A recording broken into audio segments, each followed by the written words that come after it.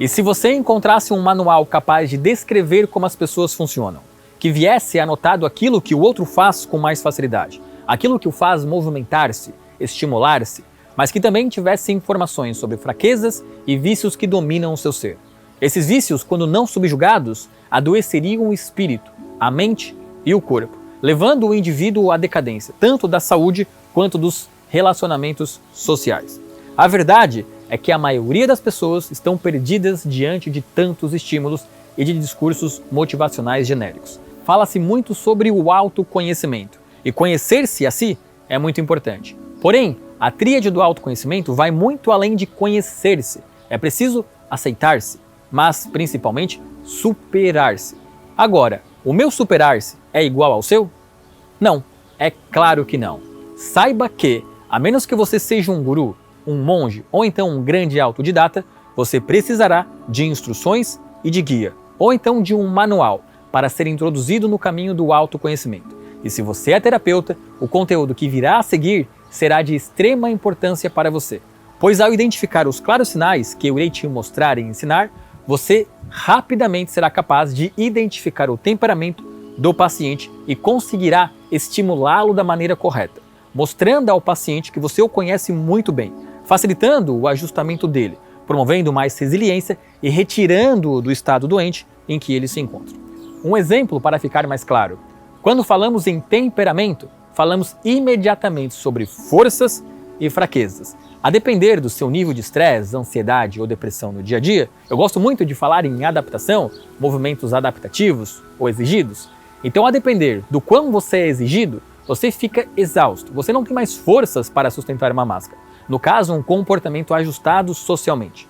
Nesses casos, se você não conhece a si mesmo, se não tem a instrução correta do que fazer, pode ser que você comece a manifestar seus vícios de temperamento. O exemplo que trago é de uma paciente que veio até meu consultório com a seguinte queixa. Ela já estava no 3º trabalho em menos de 2 anos. E acontecia que ela entrava na nova atividade com muita disposição, com muita animação.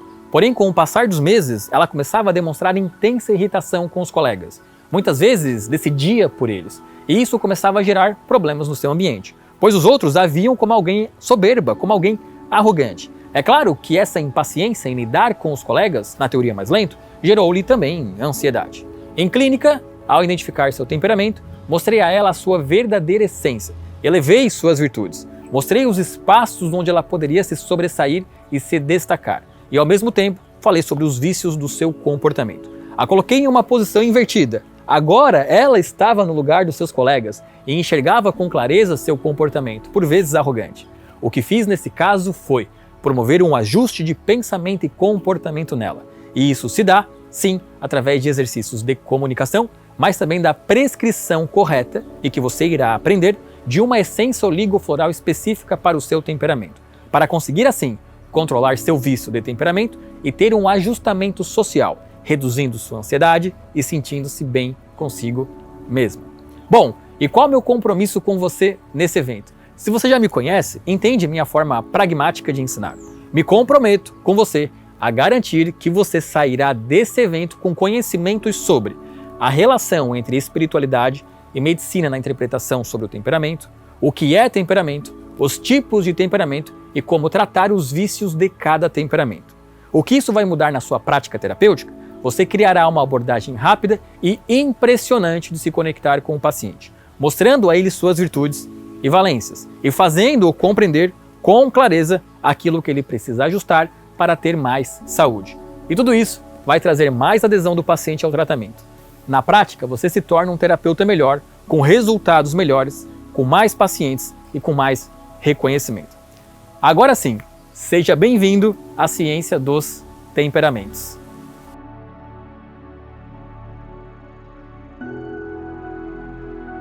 É da curiosidade da humanidade tentar enquadrar as pessoas em grupos, separá-las por características, por gostos, aptidões e formas físicas.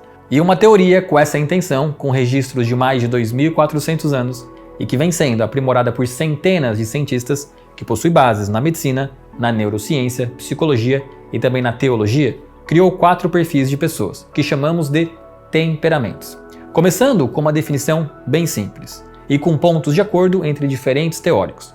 Podemos dizer que temperamento é a expressão comportamental, psicológica e emocional instantâneas frente a um estímulo, bem como a ressonância do quanto esse estímulo irá continuar ecoando em nossa mente. Em outras palavras, o conceito base de temperamento é sobre tempo de reação e sobre ressonância ao ocorrido. Pontos importantes a serem observados nessa definição. Primeiro, a velocidade de reação do indivíduo frente aos estímulos, podendo ser rápida, abrupta, instantânea ou então ponderada, lenta e fraca. Segundo, a ressonância frente ao estímulo, ou seja, o acontecido ou o estímulo para alguns será mais marcante, mais intenso, permanece por mais tempo fixo na memória, enquanto para outros o estímulo logo perde força, com a pessoa perdendo o interesse em pouco tempo sobre esse determinado assunto. Além desses dois pilares básicos, reação ao estímulo e ressonância ao estímulo, temperamento também é sobre o nosso ritmo interno, ou seja, capacidade de ser constante e também engloba dimensões gerais de comportamentos psicoemocionais. Cada temperamento possui um conjunto de características, com virtudes e vícios, com forças e fraquezas, revelando assim a inclinação natural e mais confortável da pessoa para lidar com as situações. Nas próximas aulas falaremos sobre essas características de cada temperamento, instruindo você a como reconhecer os temperamentos e a equilibrar essas fraquezas de cada um, que muitas vezes são as principais causas de conflito e adoecimento na vida de um indivíduo. A propósito, também é consenso entre os teóricos que existem 4 temperamentos, sendo eles colérico, sanguíneo, melancólico e fleumático. Um ponto muito importante, já para deixar registrado logo aqui no começo desse evento, é que quando falamos sobre temperamento, estamos falando de um conjunto de características inatas, ou seja, que nascem com nós. Temperamento é uma inclinação natural, é uma predisposição com a qual nós já nascemos. Citando o cientista russo Tepelov, um estudioso dessa área, traços de temperamento não são suscetíveis às mudanças, e o fato de temperamento ser considerado inato, mas não herdado, é um argumento a favor da estabilidade do temperamento ao longo da nossa vida. Resumindo, temperamento são nossas reações primitivas e instintivas com a qual nós nascemos e que se manifestarão com frequência ao longo da vida. Eu sei que para algumas pessoas, acreditar que já nascemos de certa forma programadas pode ser um pouco assustador. Pode dar aquela falsa sensação de e agora? Terei a síndrome de Gabriela? Eu nasci assim, eu vivi assim e eu morri assim? Não podemos confundir temperamento com personalidade, um erro muito comum entre as pessoas que são introduzidas ao estudo do temperamento. O temperamento, ele é a nossa natureza, ele é mineral, ele não muda. Ele é o ponto de partida da forma como reagimos e assimilamos as informações, e a partir daí nos comportamos. Por isso que, anteriormente, falei que temperamento ele é primitivo, pois ele é ignorante. Ele é o pensamento cego sem a aquisição de outras percepções e atributos psicológicos. E puramente a nossa essência. Quem tem filho ou convive com crianças pequenas, na faixa ali dos 2 a 4 anos, vai entender ao que eu me refiro. O temperamento ele deve ser avaliado principalmente na infância, pois é nessa fase que observamos as manifestações mais sinceras, desnudadas da interferência dos outros. O córtex pré-frontal da criança ele está em plena expansão, adquirindo conhecimentos, absorvendo e observando a sociedade, mas claramente tem uma maneira particular de agir no ambiente, de se ressentir, de arriscar. Você vai em um jardim e claramente observa as crianças mais introvertidas e extrovertidas, as mais sensíveis e as mais rígidas. E se você é pai, pode ser que, assim como eu, muitas vezes se questione, essa criança tem o temperamento completamente diferente do meu. Os autores Buss e Plummer explicam isso em seus estudos, comentando que temperamentos são os traços que aparecem nos 2 primeiros anos de vida e que permanecem como componentes básicos, sendo compostos por categorias: emotividade, atividade, sociabilidade e impulsividade. E identificar o temperamento nessa fase é algo maravilhoso. Essa capacidade pode te ajudar muito na criação dos seus filhos. Existe inclusive um livro chamado Os 4 Temperamentos na Educação dos Filhos, que é incrível. A partir dessa identificação, conseguimos apresentar atividades à criança que irão fortalecer suas fraquezas. Um pequeno spoiler, meu filho ele é extremamente colérico. A partir dessa informação, os mantras Respeite o tempo dos outros. Nem todos são tão velozes quanto você. Exercite o dízimo. Você não pode decidir pelos outros. Carregue consigo sempre 2 brinquedos, um para você e o outro para o seu amigo. Essas são pequenas informações, pequenos ajustes que estão ajudando muito no crescimento e controle emocional do meu filho. E aqui já começamos a entrar então na definição de personalidade. O temperamento ele é um componente fundamental da personalidade, que influencia a percepção inicial do mundo. No passo que temperamento é inato, a personalidade ela é construída. Ela pode ser considerada uma regulação à reatividade e à intensidade dos ocorridos, gerando inclusive alterações do sistema nervoso central, autônomo e endócrino. E essa autorregulação, que vamos chamar de personalidade, regula processos de comportamento, incluindo aproximação, imitação e atenção. Algumas dimensões do temperamento podem sofrer alterações ao longo do tempo, justamente pelo fortalecimento da personalidade, sendo as seguintes: A. Reatividade negativa, ou seja, aversão à aproximação e expressão de sentimentos negativos. B. Reatividade positiva, que é a aproximação e a expressão de sentimentos positivos. C. Inibição comportamental para estímulos novos e intensos. E D. Capacidade de fixar a atenção. Em uma analogia bem simples, imagine uma grande árvore. Tronco, galhos e folhas que você vê seriam a personalidade da pessoa. Aquilo que ela construiu com o passar do tempo e que ela quer que os outros vejam. Já a raiz, a parte mais submersa, seria então o nosso temperamento. É o ponto de partida, é o que sustenta a nossa percepção inicial. Uma coisa que eu quero deixar claro é: não use seu temperamento para justificar os seus defeitos e vícios. Um ponto muito importante a ser dito é que quando falamos sobre temperamentos, falamos imediatamente também sobre a tríade de autoconhecimento, que é conheça-te, aceita-te, supera-te. Esse conhecimento ele é poderoso e pode transformar muitas vidas. Ao estudarmos os temperamentos, estamos estudando sobre nossas forças e fraquezas, virtudes e vícios. No momento que temos contato com essa ciência, temos a responsabilidade de evoluir. Não posso simplesmente vestir uma camisa com "eu sou assim" e o resto que se vire, ou então mude. Somos todos nós seres sociais e estamos aqui para interagir e para evoluir. Quando falo em conheça-te, me refiro justamente a conhecer sua história, seu comportamento e sentimentos iniciais. Após isso, precisamos aceitar, reconhecer essas características em nós. Afinal, só sabemos qual medicamento usar quando diagnosticamos a doença correta. E por fim, temos o supera-te, que significa dominar, domar nossas fraquezas. E nas próximas aulas, eu estarei trazendo justamente os vícios e virtudes de cada temperamento.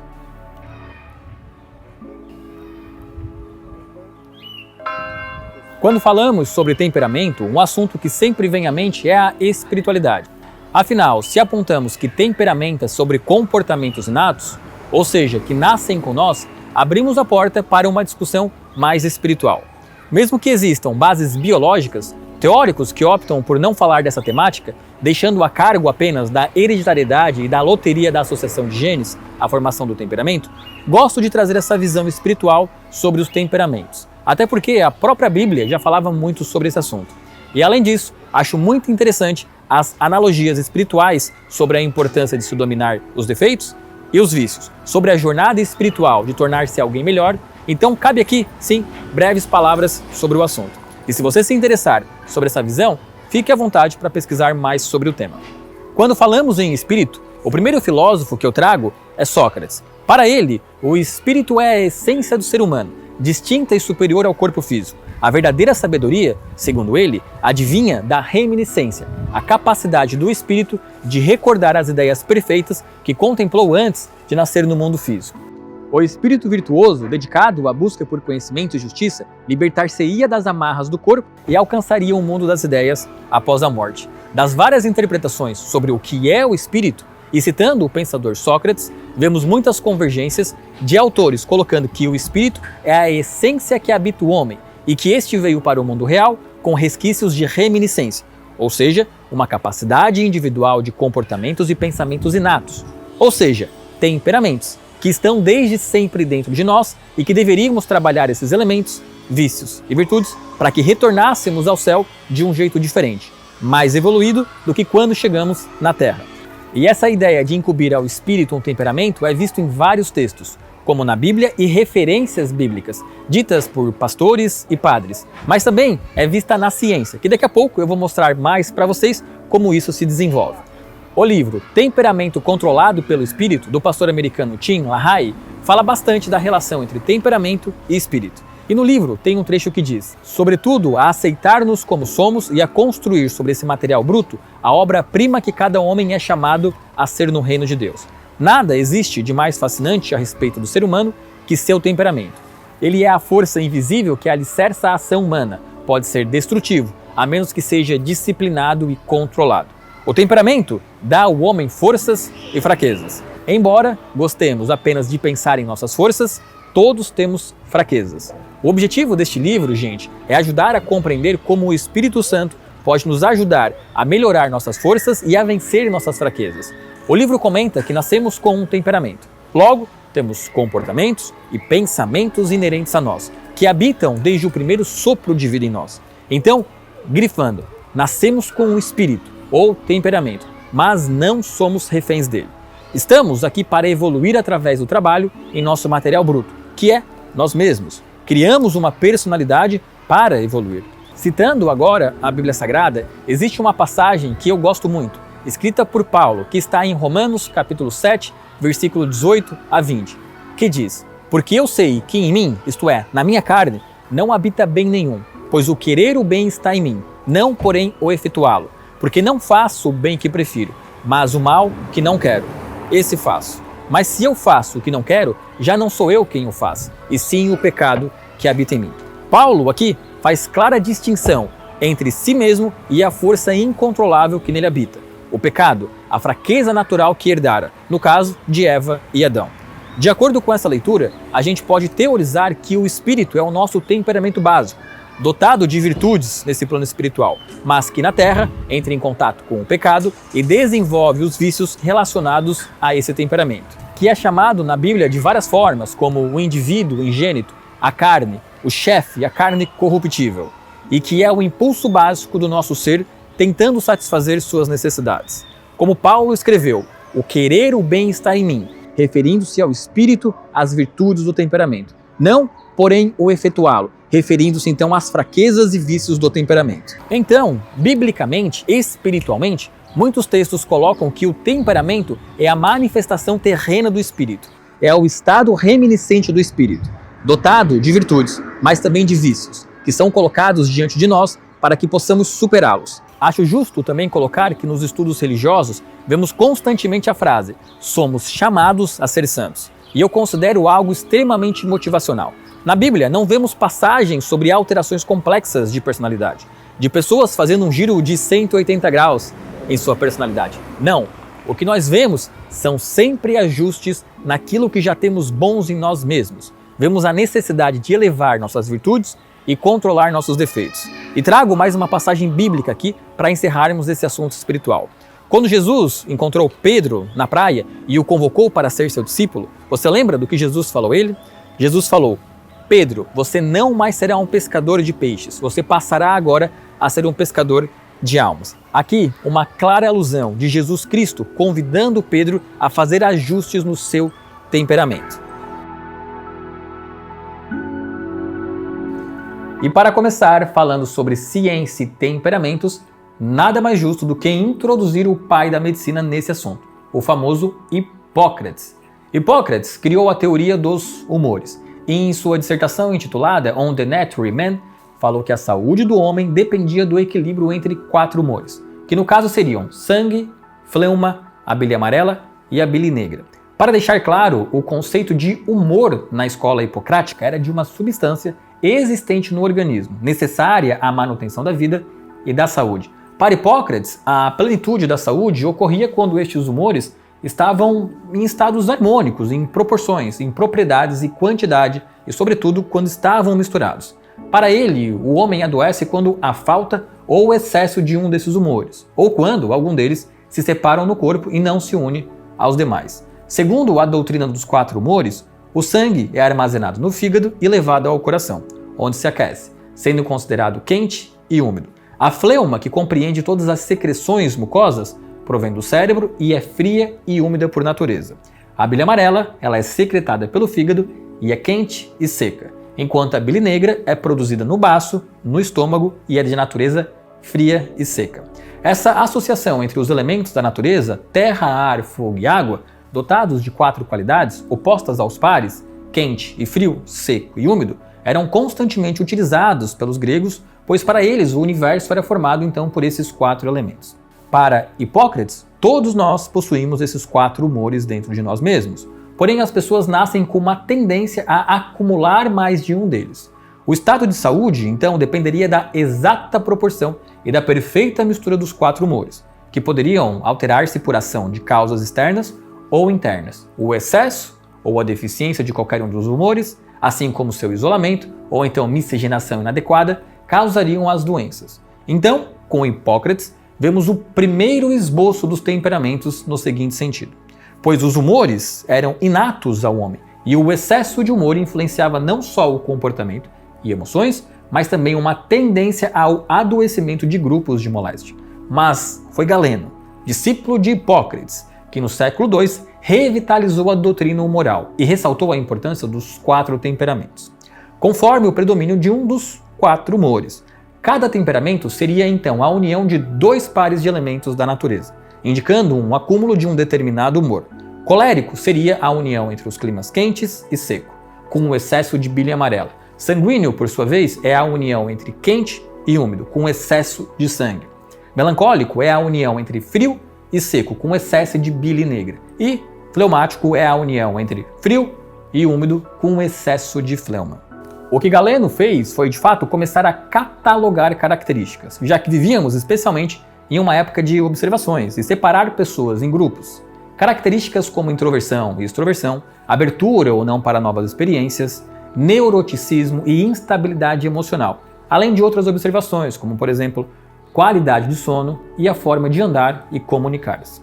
Essa tipologia do temperamento, criada por Galeno, exerceu forte influência entre os teóricos da Alemanha, dos Estados Unidos, França, Itália, Polônia, e cada estudioso acrescentava e aprimorava alguma coisa no conceito dos temperamentos. Por exemplo, de acordo com Immanuel Kant, um filósofo alemão do século XVIII, temperamento seria um fenômeno psicológico compreendido por traços psíquicos determinados pela composição do sangue. Isso aqui é muito interessante, tá?